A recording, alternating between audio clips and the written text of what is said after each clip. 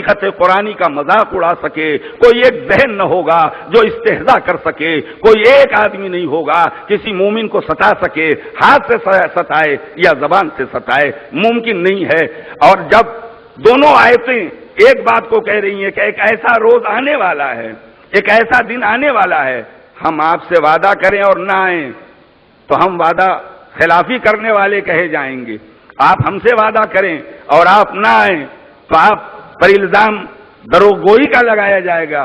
قرآن جیسی سچی کتاب میں پروردگار نے 3 مقامات پر یہی وعدہ کیا ہے کہ ہم نظام عدل و انصاف کو اور دین الہی کے پرچم کو غلبہ دیں گے، اور اب تک یہ غلبہ نہیں حاصل ہو سکا تو کیا خدا نہ خواستہ اعاذن باللہ خاکم بدہن مجھے آپ یہ باور کرانا چاہتے ہیں کہ خداوند عالم نے 3 بار وعدہ اپنے پیغمبر سے کرنے کے بعد اس وعدے کو پورا نہیں کیا اور نہ پورا کرے گا؟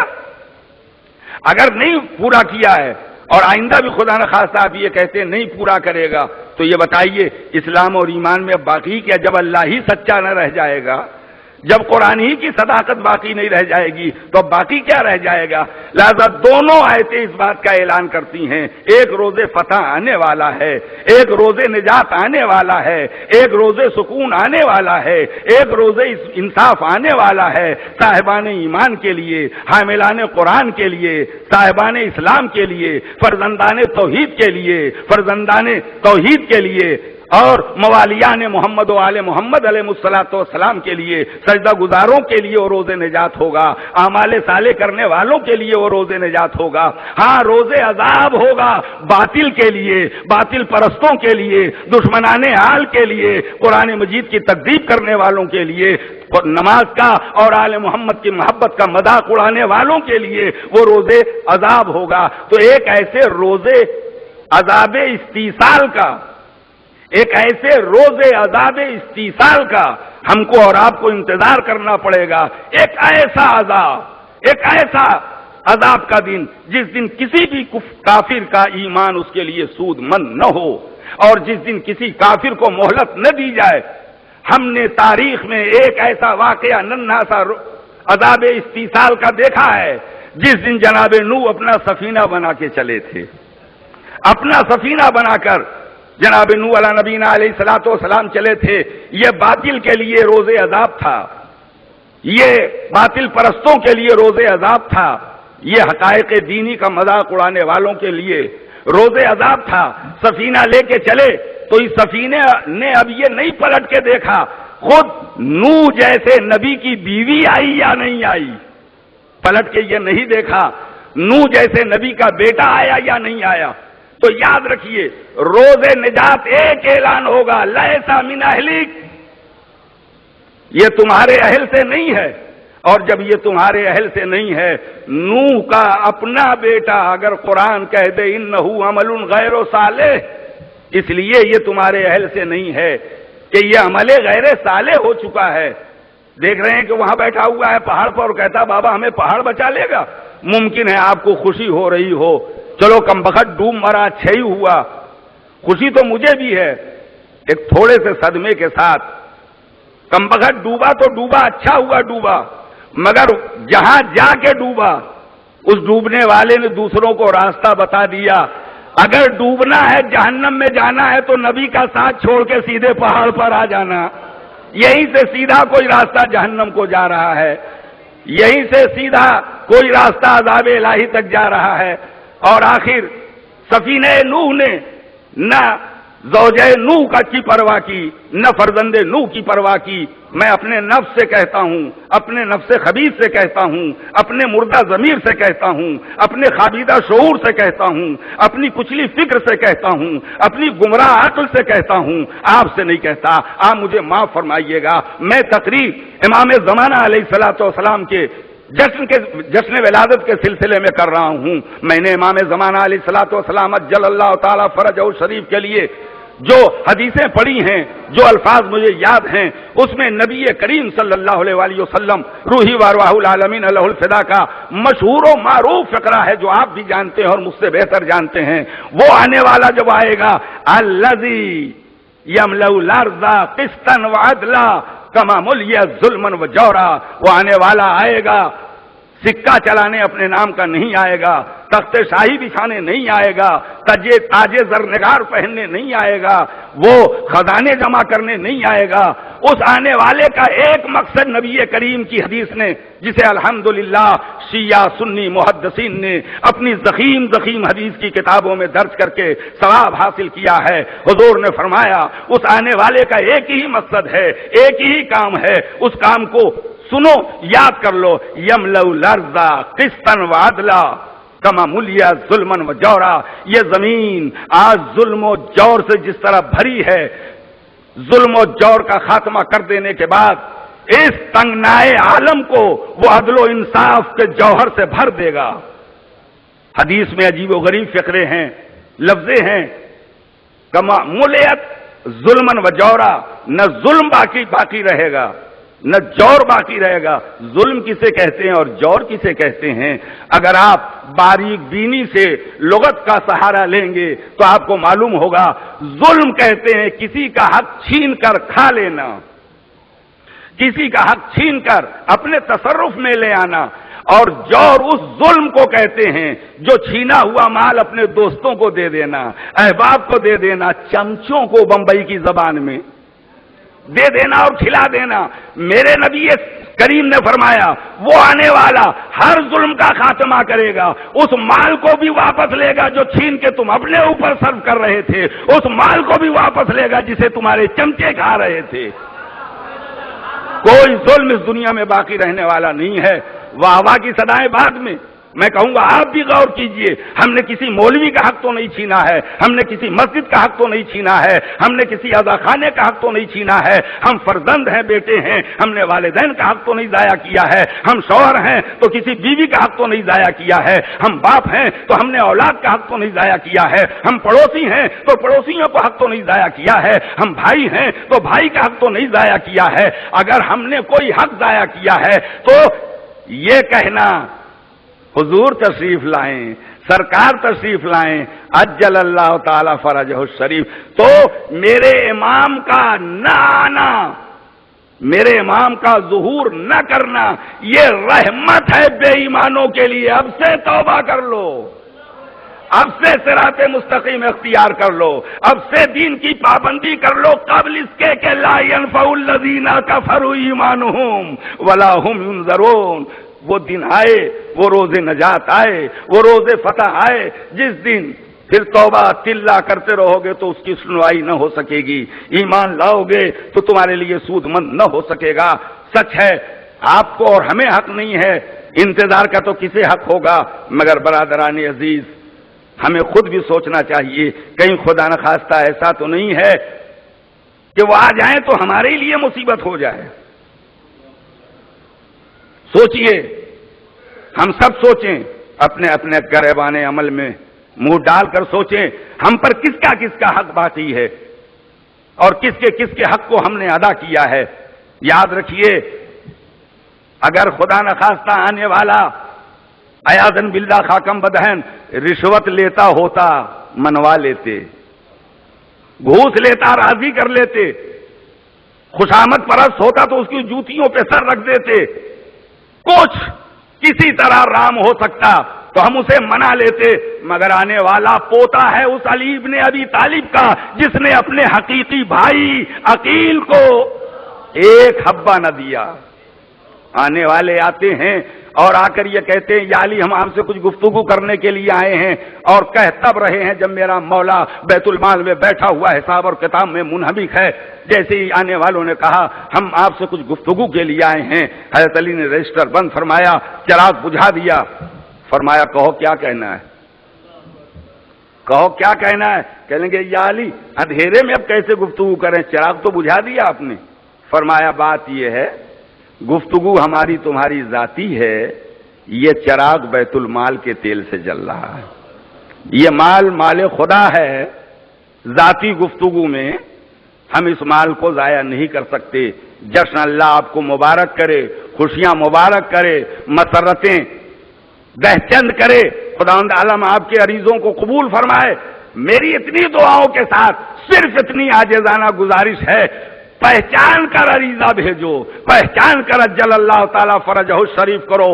میرے دوستو، بغداد کے کسی بادشاہ کی خدمت میں عریضہ نہیں بھیج رہے ہیں، شام کے کسی خشامت پرست کے پاس ہم خط نہیں بھیج رہے ہیں، فرزند محمد و علی کے پاس بھیج رہے ہیں، یادگار زہرا کے پاس خط بھیج رہے ہیں۔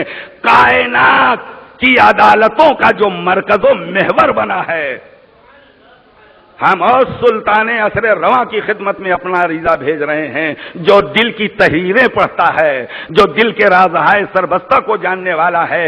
اگر ہم نے امام علیہ الصلوۃ والسلام کو نہیں پہچانا تو عریضے سے کیا فائدہ، جشن سے کیا فائدہ ہے؟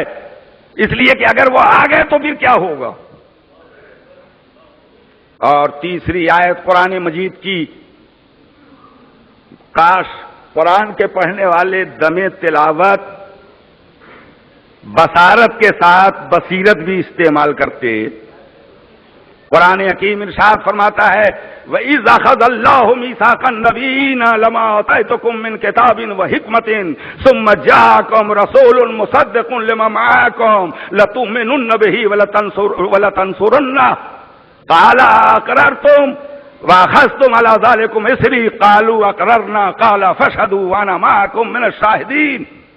میرے پیغمبر اس وقت کو یاد کیجئے جب ہم نے انبیاء اور مرسلین سے یہ عہد و پیمان لیا کہ جب تم کو ہم کتاب و حکمت دے کے بھیجیں اور تم سب کے بعد میرا آخری رسول جائے، جو کچھ تم لے گئے ہو اس کی وہ تصدیق کرے، تمہاری نبوتوں رسالتوں کی وہ تصدیق کرے، تو لَتُؤْمِنُنَّ بِهِ، ایمان لاؤ گے میرے پیغمبر پر، وَلَتَنصُرُنَّهُ، اور میرے نبی کی مدد کرو گے، بتاؤ وعدہ کرتے ہو۔ اور عجیب بات ہے وَأَخَذْتُمْ عَلَىٰ ذَٰلِكُمْ إِصْرِي، إِصْرِي اس عہد و پیمان کو کہتے ہیں جس کے توڑ دینے پر آدمی عذاب شدید کا مستحق ہوتا ہے۔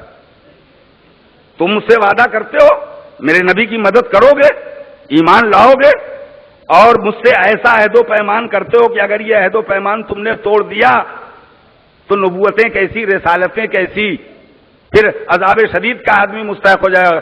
قالوا اقررنا، تمام نبیوں نے، تمام رسولوں نے کہا ہم اقرار کرتے ہیں، ہم ایمان بھی لائیں گے اور ہم ان کی مدد بھی کریں گے۔ قال فاشهدوا وانا معكم من الشاهدين، گواہ رہنا، تمہارے ساتھ میں بھی گواہی دے رہا ہوں، ہمارے تمہارے درمیان یہ عہد و پیمان ہوا۔ اب آپ مجھے بتائیے، جناب آدم علیہ نبینا علیہ الصلوۃ والسلام سے لے کر حضرت عیسی ابن مریم علیہ الصلوۃ والسلام تک 1,24,000 انبیاء اور مرسلین آئے اور چلے گئے، ایمان کب لائے، مدد کب کی؟ ہمارے نبی کی مدد کب کی؟ ہمارے رسول پر ایمان کب لائے؟ اگر قرآن مجید کی آیت ہے اور سچی حقیقت ہے تو اس روز فتح کا انتظار کرنا پڑے گا جب روز رجعت ہو، جب جانے والے پلٹیں اور پلٹ کے آئیں، اور اگر کچھ نہیں تو ماننا پڑے گا سارے انبیاء کے معاہدوں کا بار ہے عیسیٰ کے کاندھے پر، اور ادھر جانشین محمد مصطفیٰ امام زمانہ ہے، وہ ان کے پیچھے نماز پڑھ کے بتائیں گے ہم ایمان بھی لاتے ہیں اور ہم مدد کا بھی وعدہ کرتے ہیں۔ اس کے علاوہ اور کون سی شکل پیدا ہو سکتی ہے؟ تو یاد رکھیں بزرگان عزیز، الحمدللہ آج کا ہمارا یہ جشن ولادت حضرت صاحب العصر علیہ الصلوۃ والسلام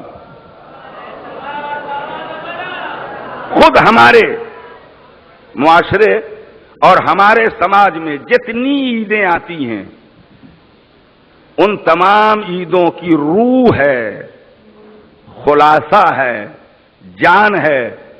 دیکھیے بعض افراد جو بربنائے جہالت و عصبیت اعتراض کرتے ہیں، اس اعتراض میں کوئی دم نہیں۔ ہم کہتے ہیں لڑائی لڑنا ہے دنیاوی معاملات میں لڑو، دینی معاملات میں کاہے؟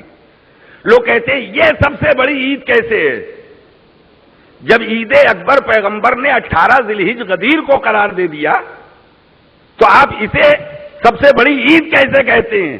کاش لوگوں کی نظر میں یہ حقیقت ہوتی، عید غدیر میں جس امامت کی ابتدا ہوئی تھی اسی امامت کی انتہا کا نام ہے 15 شعبان۔ اسی امامت کی تکمیل کا نام ہے نیمہ شعبان.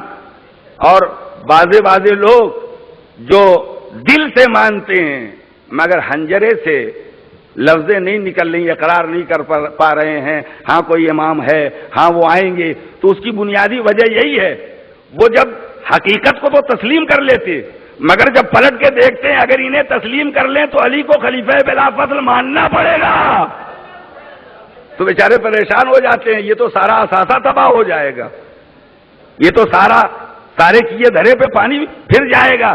اس لیے کہ اب جو آنے والا آئے گا نہ یہ شورا کا بنایا ہوا، نہ اجماع کا منتخب، نہ استخلاف کا چنا ہوا، نہ آپ کے ووٹوں سے بنا ہوا، یہ نس والا امام ہے، یہ جانشین محمد مصطفیٰ ہے، یہ ورثہ علی مرتضی ہے. تو جس کے 12ویں کو خدا نے منتخب کیا ہے اس کے پہلے کو بھی خدا ہی نے منتخب کیا تھا. تو دراصل یہ عید، یہ جشن تکملہ ہے روز غدیر کا. یہ اصل میں پائے تکمیل تک پہنچانے والی عید کا نام ہے. اور ایک فرق ہے، آپ جتنی بھی عیدیں مناتے ہیں، جشن کرتے ہیں، اللہ ان جشنوں کو مبارک کرے. 17 ربیع الاول دو معصوم پیدا ہوئے ہیں. 13 رجب مولائے کائنات کی ولادت، 20 جمادی ثانیہ شہزادی عالمیان کی ولادت، 3 شعبان سرکار شہادت حضرت امام حسین علیہ السلام کا روزے اور تمام عیدیں ہیں. مگر اس جشن کی ایک انفرادیت ہے، اس جشن کی ایک انفرادیت ہے. اور میں خود بھی اپنے نفس پر کنٹرول کرتا ہوں، با دبا ملاحظہ ہوشیار. اور آپ بھی اپنے دائرے میں رہیے گا، جذبات کو روکیے. اس لیے کہ اب تک جتنی عیدیں کی ہیں ہم نے اور جتنے جشن مناتے ہیں وہ ان تمام معصومین کے روزہائے ولادت کے جشن ہیں جو آ کر چلے گئے، جو آ کر چلے گئے.